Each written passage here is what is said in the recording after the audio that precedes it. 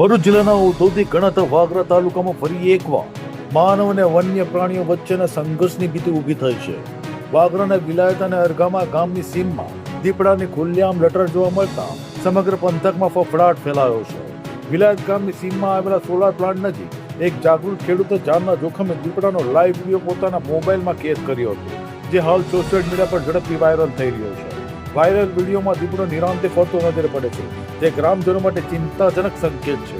Video સામે આવતાની સાથે જ વિલાયત સહિત અરગામા ગામના ગ્રામજનોમાં ભારે ભયનો માહોલ સર્જાયો છે.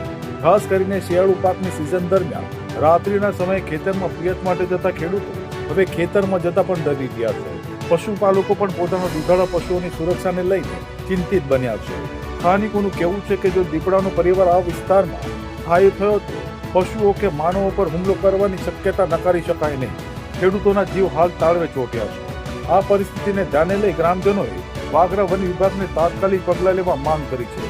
દીપડાની હલચલ અંગે સર્વે, રાત્રિ પેટ્રોલિંગ વધારવા તેમજ દીપડાને પકડવા તાત્કાલિક પાંજરા ગોઠવવાની માંગ ઉઠી છે. જ્યાં સુધી દીપડો પાંજરે નહીં પુરાય ત્યાં સુધી ગ્રામજનો ભયના માહોલમાં જીવવા મજબૂર બન્યા છે.